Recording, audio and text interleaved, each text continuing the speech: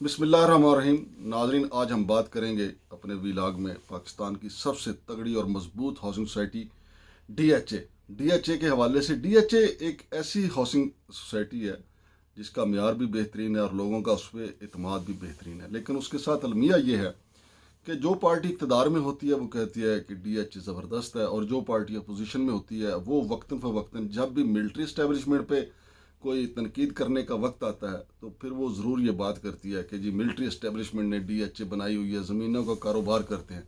ये अब हमारे तकरीबन तमाम ही सियासतदान जो हैं उनका ये वतीरा है कि वो वक्तन फ़वक्तन डीएचए पे तनकीद करते रहते हैं। लेकिन नाज़रीन, आज मैं जो बात करने जा रहा हूँ वो बड़ी बारीक वारदात है, और वो ये वारदात की है स्टार मार्केटिंग ने। स्टार मार्केटिंग पे वैसे तो कई इल्ज़ामात हैं, और मैं ख़ुद भी उसकी तहकीकात कर रहा हूँ, क्योंकि स्टार मार्केटिंग ने बड़े मंसूबे किए हैं।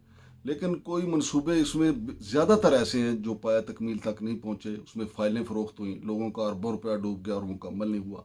लेकिन इस वक्त डीएचए की एक ऐसे वक्त में ये कंपेन शुरू की गई है डीएचए पेशावर की, जबकि ज़रूरत ही नहीं थी। हालांकि अगर आप नाजरीन, पता नहीं आप मेरे साथ मुतफिक हैं या नहीं, लेकिन मैं ये समझता हूँ कि डीएचए का वो म्यार है कि डीएचए अखबारों में इश्तिहार दे या ना दे, इलेक्ट्रॉनिक मीडिया पे अपनी कंपेन करे या ना करे, उनकी बुकिंग पहले ही हो जाती है। चूँकि उनका इतमाद है, लोगों को पता है कि ये फाइलें फ़रोख्त नहीं करते, ये प्लाट देते हैं, और फिर लोगों को ये भी पता होता है कि ये कितने अरसे में प्लाट देंगे। लेकिन बारीक वारदात क्यों हुई है? अब आप देख रहे हैं कि मुल्क का माहौल इस तरह का बना हुआ है। एक तरफ मौलाना फजलुर रहमान साहब जो कभी मिलिट्री इस्टेब्लिशमेंट के अलाई बन जाते हैं, और जब तनकीद करते हैं तो फिर वो आग उगलते हैं। फिर उन्हीं के साथी जो है मुफ्ती किफ़ायतुल्लाह साहब, वो भी बड़े ज़बरदस्त तनकीद कर रहे हैं मिलिट्री इस्टेब्लिशमेंट के हवाले से। जो उन्होंने इल्ज़ामात लगाए वो अपनी जगह वो सियासी नवीयत के हैं। लेकिन नाजरीन, बलूचिस्तान में अगर आप देखें धांधली के इल्ज़ामात लग रहे हैं, लेकिन महमूद अचकज़ई जो कोई मौका जाने नहीं देते मिलिट्री इस्टेब्लिशमेंट पे तनकीद के हवाले से। और पीटीआई तो फिर आपको पता ही है, एक जद्दोजहद, एक स्ट्रगल कर रही है। और ऐसे में कि डीएचए पेशावर का मंसूबा शुरू कर देना, उसकी मार्केटिंग शुरू करना, खुद एक ऐसा सवालिया निशान है कि आखिर इस वक्त में एक ऐसा प्रोजेक्ट शुरू करने की क्या ज़रूरत थी। हालांकि पूरे मुल्क में हर किस्म का कारोबार, बशमूल रियल स्टेट का कारोबार, तमाम हाउसिंग सोसाइटियाँ जो हैं इस वक्त बैठी हुई हैं, किसी का कोई कारोबार नहीं है। लेकिन स्टार मार्केटिंग ने एक ऐसा बारीक काम किया है ताकि पूरे पाकिस्तान के लोगों को बताया जा सके कि डीएचए डिफेंस हाउसिंग अथॉरिटी, जिसकी सरपरस्त कह लें या जिसका मालिक कह लें, हमारी मिलिट्री इस्टेब्लिशमेंट है। ताकि जो लोग इस वक्त पूरे मुल्क में मिलिट्री इस्टेब्लिशमेंट पे तनकीद कर रहे हैं उनको ये कहने का आसानी के साथ मौका मिल जाए कि देखें, मुल्क में धांधली का शोर पड़ा हुआ है, इलेक्शन के ऊपर एतराज़ात हो रहे हैं, लेकिन मिलिट्री इस्टेब्लिशमेंट डीएचए जो है वो अपनी मार्केटिंग कर रहा है। हालांकि मैंने अपने ज़राए से इस बात की तस्दीक किया है कि जो मिलिट्री ज़राए हैं उनको तो इस वक्त मुल्की मामलात, बलूचिस्तान की जो सूरत हाल है, वहाँ पे आपको पता है इलेक्शन के दिनों में कितनी दहशत गर्दी हुई। फिर इलेक्शन के बाद अगर आप देखें तो बलूचिस्तान के अवाम भी सरापा एहतजाज हैं कि उनके साथ धांधली हो गई है। पंजाब के अवाम अलग से सरापा एहतजाज हैं, पीटीआई अलग से अपना मैंडेट मांग रही है। फिर जहाँ ये प्रोजेक्ट शुरू किया जा रहा है वहाँ पे जो हुकूमत बनने जा रही है पीटीआई की, उनके ज़्यादातर लोग, हत्ता कि जो नामजद वज़ीर आज़म हैं उनके उमर अयूब साहब, उन्होंने 24 मुकदमात में राहदारी ज़मानत करवाई है, और फिर उसके बाद जाके उन्होंने प्रेस कॉन्फ्रेंस की है। फिर अली अमीन गंडापुर, जिनको खैबर पख्तूनख्वा का वज़ीर आला इमरान खान ने नामजद किया है, वो कई मुकदमात में मतलूब हैं। लेकिन डीएचए पेशावर प्रोजेक्ट का ऐलान किया गया है, इलेक्ट्रॉनिक और प्रिंट मीडिया में उसके इश्तिहार दिए जा रहे हैं। आपको पता है कि वॉलीबॉल एक बड़ी ज़बरदस्त गेम है, और पाकिस्तान में भी बड़े शौक़ के साथ ये खेली जाती है। स्कूलों में भी, कॉलेजेस में भी, यूनिवर्सिटियों में, फिर प्राइवेट जगह जगह इसके नेट लगे होते हैं। ख़ास तौर पे मैंने देखा है हमारे पंजाब में तो बिल्कुल शाम के वक्त जो है नौजवान इससे भरपूर जो है वो अपना फ़ायदा उठाते हैं और महजूज भी होते हैं। इसमें एक ख़ास प्लेयर होता है, दो प्लेयरों का बड़ा किरदार होता है। एक प्लेयर जो है जिसको कहते हैं कि वो वाली बना के देता है, बाली बना के देता है, यानी गेंद को हवा में उछालता है। फिर एक स्मैशर होता है, यानी जो शूट करता है, शॉट मारता है उछल के, और वो लंबा तड़ंगा जवान होता है। तो जो बाली बना के देता है, गेंद को उछालता है, फिर दूसरा जो लंबा तड़ंगा ताकतवर किस्म का नौजवान होता है, फिर ज़ोरदार शॉट जब खेलता है तो मुखालफ फरीक के लिए बड़ा ही मुश्किल होता है कि उसका दफा कर सके। तो इस तरीके से वो एक पॉइंट स्कोर कर लेता है। तो यहाँ पे अगर आप देखें कि स्टार मार्केटिंग ने जो वारदात की है कि गेंद हवा में उछाली है डीएचए पेशावर, حالانکہ ڈی ایچ اے پشاور مہینے بعد بھی شروع ہو سکتی تھی، 2 مہینے بعد بھی شروع ہو سکتی تھی، عید کے بعد بھی شروع ہو سکتی تھی. ایسا نہیں ہے کہ لوگوں نے عید کے بعد حلف اٹھا لینا تھا کہ جناب ہم نے ڈی ایچ اے میں پلاٹ نہیں لینا.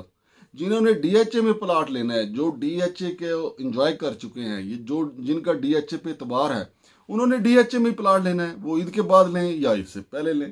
لیکن اسٹار مارکیٹنگ کی پرابلم یہ ہے کہ انہوں نے اپنا کام کرنا ہوتا ہے. یہ بڑے بے رحم لوگ ہیں. ان کو اس بات سے، میاں واسق صاحب کو اس بات سے کوئی تعلق نہیں ہے کہ کس کی جیب سے کیسے پیسہ نکالنا ہے، اس کے بعد اس کے پاس پیسے کوئی بچیں گے یا نہیں، یا کس ادارے کا نام استعمال ہو رہا ہے، اس کی ساکھ پہ کیا اثر آئے گا.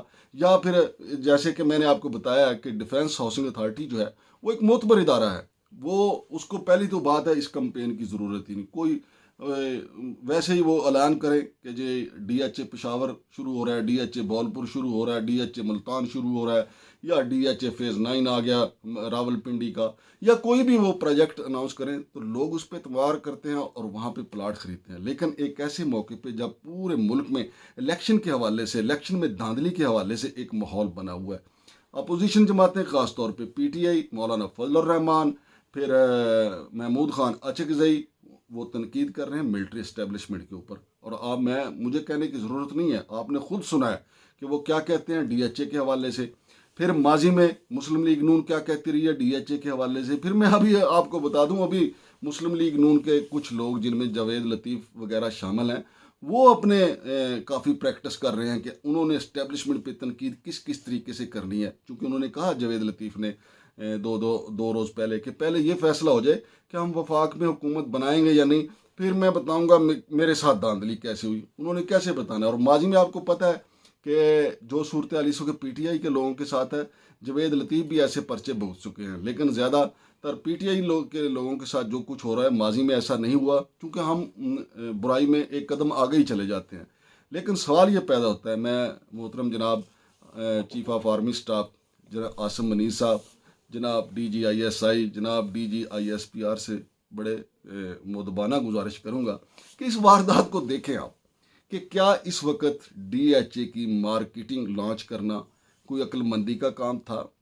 اسٹار مارکیٹنگ نے اپنے چند پیسوں کی خاطر یہ کس کو انہوں نے قائل کیا ہے کہ یہ ہم شروع کرتے ہیں، لوگ دھڑا دھڑ پیسے جمع کروائیں گے. یہ تو عید الفطر کے بعد بھی یہ پروجیکٹ شروع ہو سکتا تھا.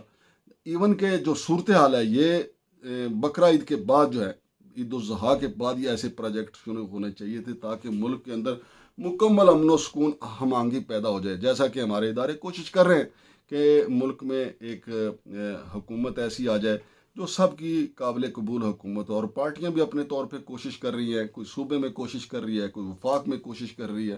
لیکن اسٹار مارکیٹنگ والے مجھے لگتا ہے وہ مکار مارکیٹنگ والا کام کر رہے ہیں. ایسا نہیں ہونا چاہیے تھا. لیکن چونکہ ہمارے ادارے اپنے کاموں میں مصروف ہیں اور ان کو بلوچستان میں بھی ایسی صورتحال کا سامنا ہے کہ وہاں پہ راہ نے کافی اپنے پنجے، اپنا نیٹ ورک مضبوط کیا ہوا ہے. اور راہ کے حوالے سے جو دہشت گردی کے جو جڑیں ملتی ہیں، جو ان کے روٹس ملتے ہیں، وہ خیبر پختونخوا میں بھی ملتے ہیں، وہ پنجاب میں بھی کافی جگہ پہ ایسے پائے گئے ہیں. تو ظاہر ہے ریاستی اداروں کا کام یہ بھی ہے کہ وہ دہشت گردی کے نیٹ ورک کو پکڑیں. لیکن دوسری طرف ان کا یہ کام بھی ہے کہ وہ اس کو دیکھیں کہ کیا ایک ایسے وقت میں جب ادارے کسی اور کام میں مصروف ہے اپنی ساکھ بحال کرنے کے لیے، اور عوام میں الیکشن کے حوالے سے غم و غصہ پایا جاتا ہے، اور ایک مارکیٹنگ کمپنی جو ہے وہ عسکری ادارے کی جو ہاؤسنگ سوسائٹی ہے اس کی مارکیٹنگ لانچ کر دیتی ہے صرف اپنے، اس میں ان کا کتنا کمیشن ہوگا؟ ظاہر ہے کمائیں گے تو وہ کروڑوں روپیہ، اسٹار مارکیٹنگ والے کروڑوں روپے اس میں کمائیں گے وہ. لیکن ادارے کی ساکھ جو ہے وہ میرا خیال ہے وہ اربوں خربوں سے بھی زیادہ ہے. تو یہ بات سوچنے کی ہے. تو میں نے جن معتبر شخصیات کا نام لیا ہے ان کو خود یہ دیکھنا چاہیے کہ کون استعمال ہوا ہے، کیسے استعمال ہوا ہے، کیا ضرورت تھی اس موقع پہ اس مارکیٹنگ کی. اور خود جو میں یہ کہتا ہوں کہ پہلے دیکھا جائے کہ اسٹار مارکیٹنگ نے کتنے پروجیکٹ جو ہیں وہ مکمل کیے اور اس کے بعد لوگوں کو پلاٹ مل چکے ہیں یا فائلیں ملی ہیں، لوگ لٹ پھٹ گئے ہیں. اور پھر دوسری بات جو ہے وہ یہ بھی دیکھنا چاہیے، ایف بی آر کی فائلیں کھنگالنی چاہیے کہ آئے دن اسٹار مارکیٹنگ ایک نیا پروجیکٹ شروع کرتی ہے کہ کیا اسٹار مارکیٹنگ جو ہے وہ ٹیکس بھی دیتی ہے یا نہیں. یہ سارے سوالات ہیں. اور پھر میں آخری دفعہ یہ کہوں گا کہ اس موقع پہ جب کہ ہر روز نیا ایک کٹا کھل جاتا ہے کہ الیکشن شفاف نہیں ہوئے.